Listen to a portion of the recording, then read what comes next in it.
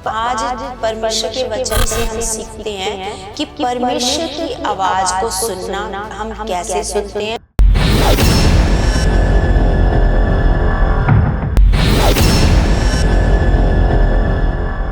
Praise the Lord everyone, God bless you all.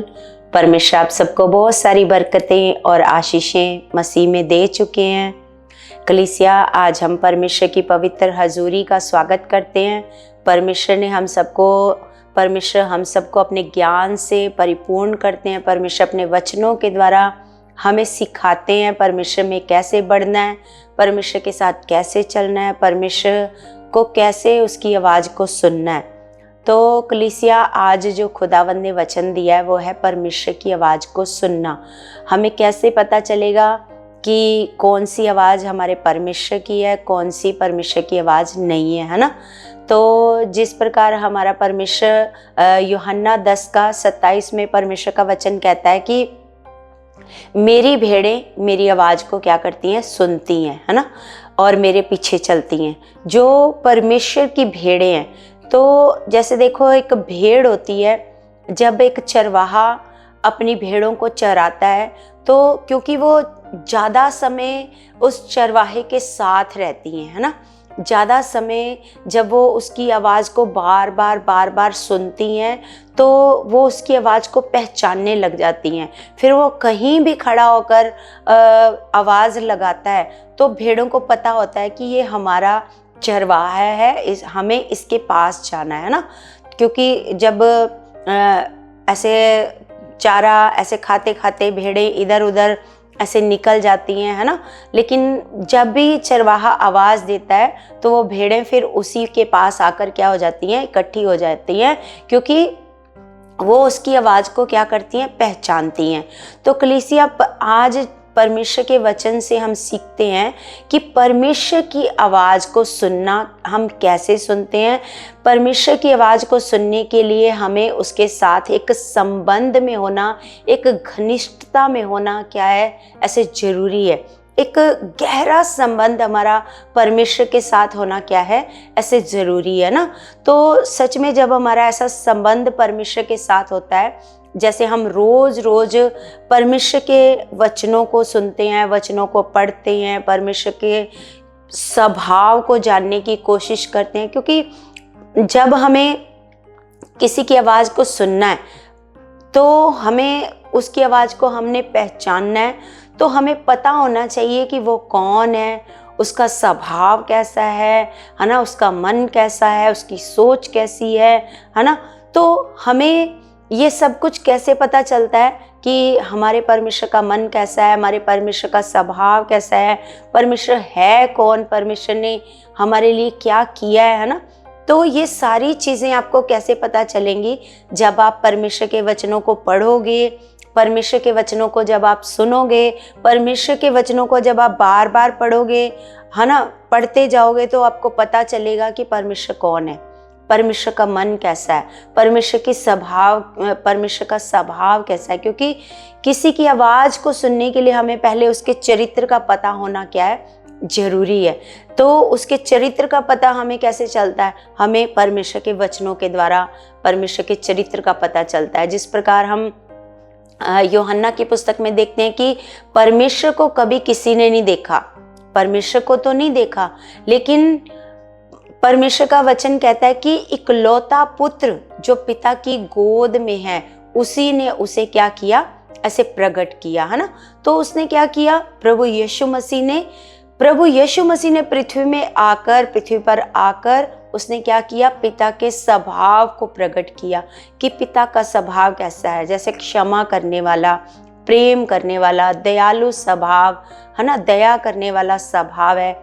तो सच में कलीसिया, हमें हमारा परमेश्वर सिखाता है कि परमेश्वर के वचनों के द्वारा, हम काफ़ी सारे वचन हैं जिसमें से हम परमेश्वर का वचन से हमें पता चलता है कि परमेश्वर विलंब से क्रोध करने वाला, अति दयालु, अति करुणामय, प्रेम करने वाला, क्षमा करने वाला परमेश्वर है ना।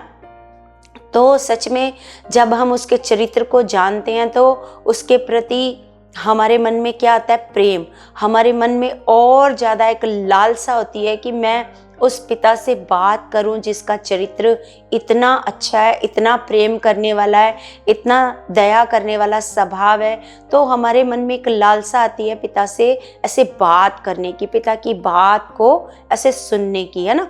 तो परमेश्वर के वचनों से हम लोगों को, कई वचन ऐसे हैं तो वचनों को पढ़कर हमें पता चल जाता है कि हाँ, ये जो वचन है हमें परमेश्वर के स्वभाव में बढ़ना सिखाते हैं। जैसे यूहन्ना की पुस्तक में ऐसे पिता और पुत्र के साथ प्रेम करने के बारे में बताया कि जो आज्ञाओं को मानते हैं, और परमेश्वर, अगर आप परमेश्वर को प्रेम करते हो तो उसकी आज्ञाओं को क्या करते हो, मानते हो, है ना।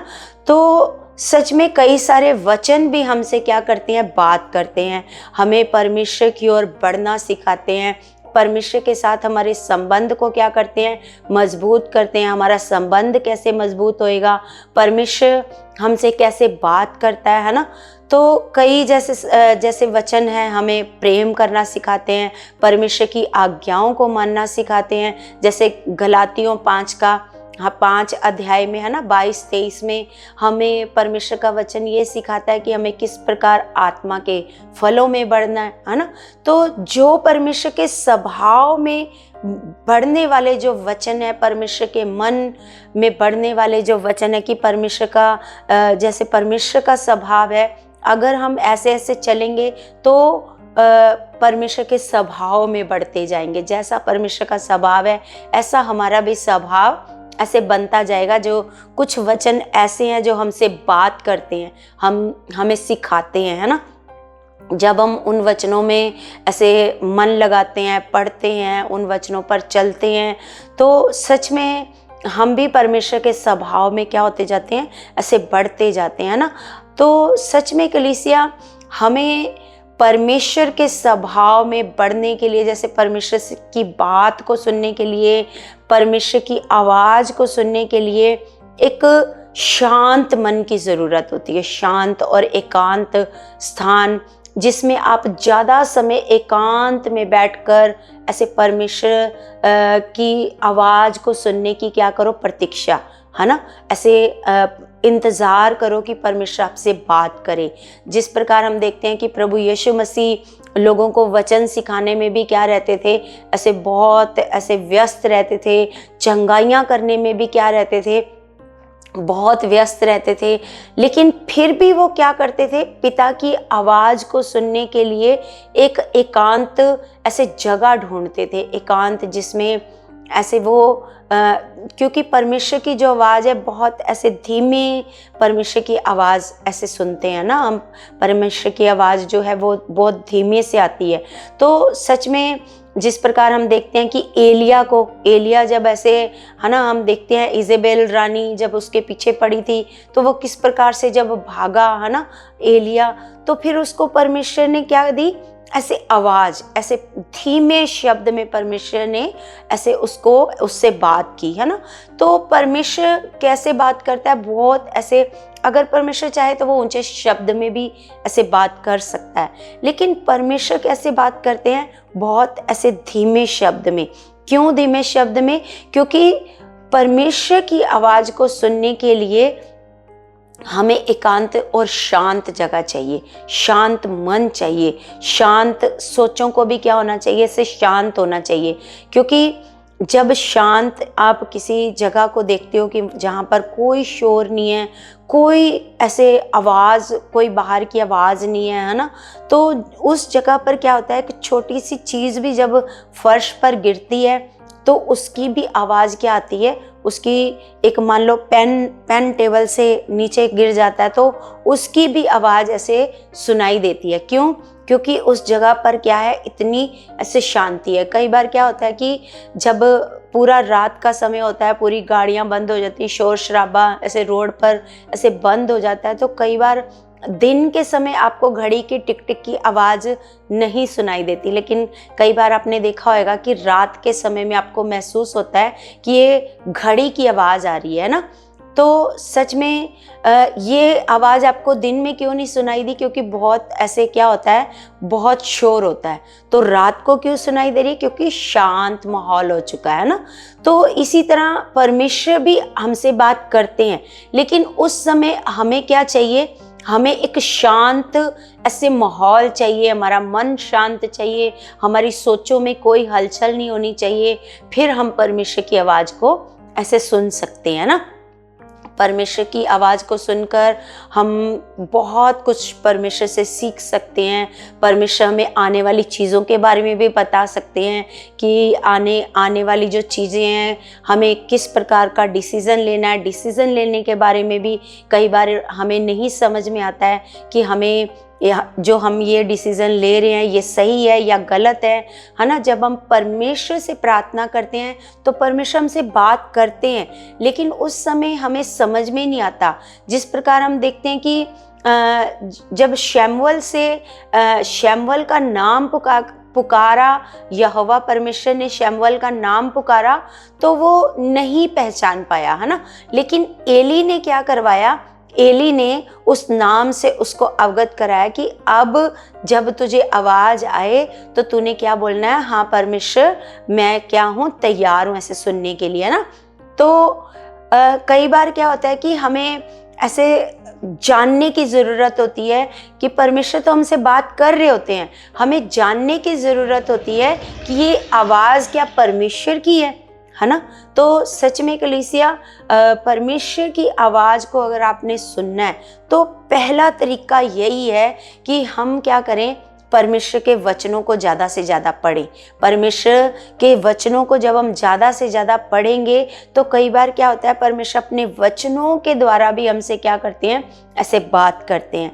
कई बार आपको आपकी समस्या का कोई हल नज़र नहीं आ रहा, कुछ समझ में नहीं आ रहा मुझे क्या करना चाहिए, कैसे करना चाहिए। तो जब आप खुदा के वचन को खोलते हैं और पवित्र आत्मा की आप मदद मांगते हो, सहायता मांगते हो, तो पवित्र आत्मा क्या करता है, इन वचनों की गहराई में आपको ले चलता है। गहराई में आपको इन वचनों की क्या देने लगता है, ऐसे समझ देने लगता है। और कई बार आपकी समस्या का हल इन्हीं वचनों में मिल जाता है। जब आप बाइबल खोलते हो और मन से बाइबल को पढ़ते हो, मन से परमेश्वर से प्रार्थना करते हो, पवित्र आत्मा की मदद मांगते हो, तो इन्हीं वचनों के द्वारा भी आपका जवाब मिलता है। जो बात आपको समझ नहीं आ रही होती, जो बात आपके लिए बहुत कठिन होती है, वो सारी बातें आपको परमेश्वर के वचनों से ऐसे समझ आने लग जाती हैं। तो कलीसिया, सबसे पहला तो यही है कि हम जब हमने परमेश्वर की आवाज़ को सुनना है तो हम खुदा के वचनों में ज़्यादा ऐसे समय बिताएं, परमेश्वर के वचन को लेकर पढ़ें। तो परमेश्वर क्या करता है, आपसे बात करता है। और फिर दूसरा जो है तरीका परमेश्वर की आवाज़ को सुनने का, वो है प्रार्थना, है ना।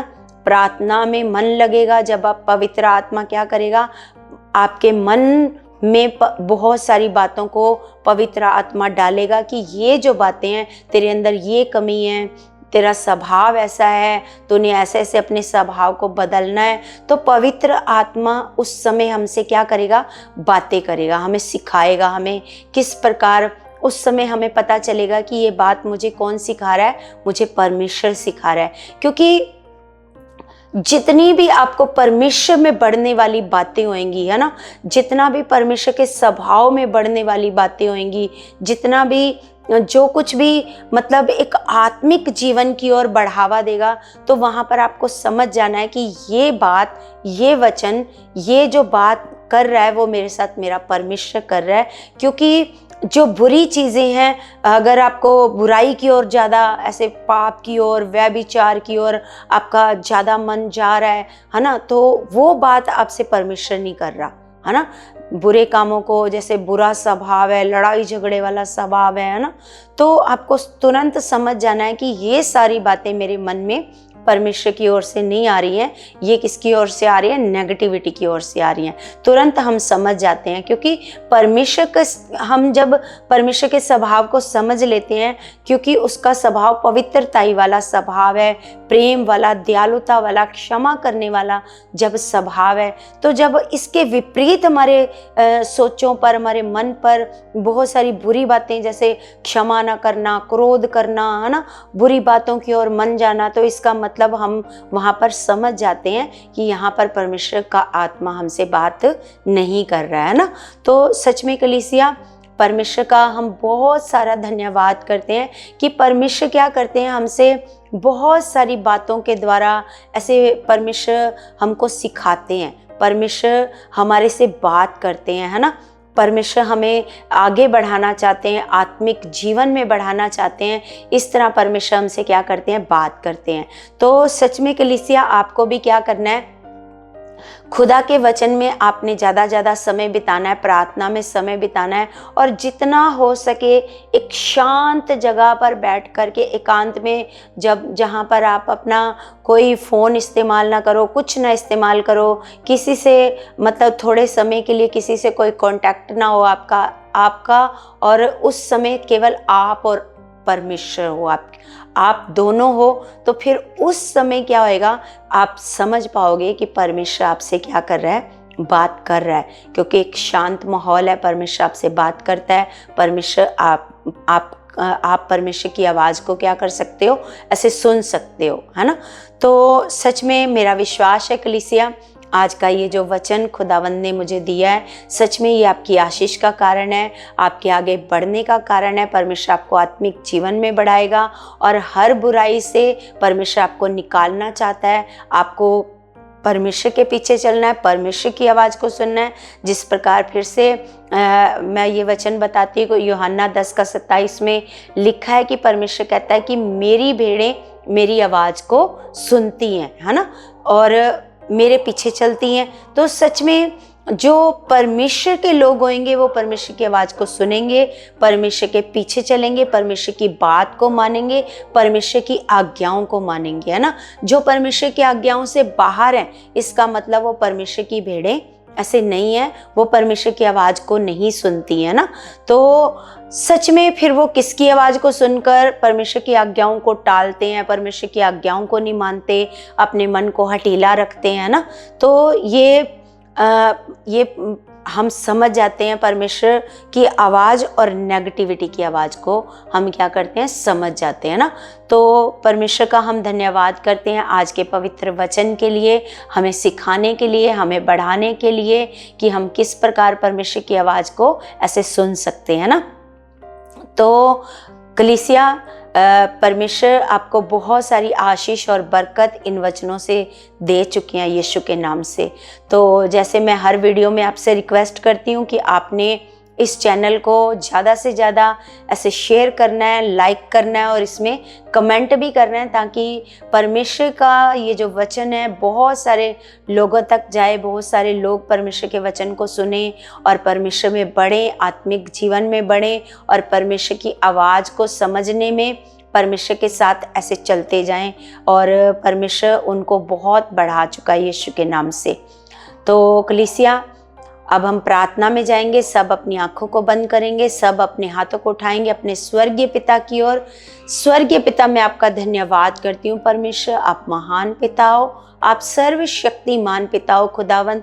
परमेश्वर, आप सामर्थी और दयालु परमेश्वर हो, आप दया करने वाले और अनुग्रहकारी परमेश्वर हो मेरे खुदावंद। मेरे पिता, मैं आपके बच्चों के लिए दुआ करती हूँ, प्रार्थना करती हूँ मेरे पिता परमेश्वर जी, मेरे महान पिता, आपके बेटे बेटियाँ परमेश्वर आप में बढ़ते जाएं, आत्मिक जीवन में बढ़ते जाएं परमेश्वर, आपकी आवाज़ को सुनने वाले बने पिता। इनका रिश्ता आपके साथ बहुत मजबूत हो खुदावंद। पिता, सारे हालातों से आप इनको निकाल कर ला चुके हो मेरे खुदावंद, सारे रोगों से, बीमारियों से खुदावंद आप इनको छू कर चंगा कर चुकी है मेरे खुदावन। परमेश्वर आपके सामर्थ के बड़े बड़े काम इनके जीवन में प्रकट हो चुके हैं परमेश्वर जी। मैं विश्वास करती हूँ खुदावन, ये आत्मिक जीवन में बहुत बढ़ चुके हैं मेरे खुदावन। परमेश्वर सच में आप हमारे बीच में मौजूद हो और हमारी सारी प्रार्थनाओं का आप उत्तर दे चुके हो यीशु मसीह के नाम से। आमीन आमीन। सबको जय मसीह की।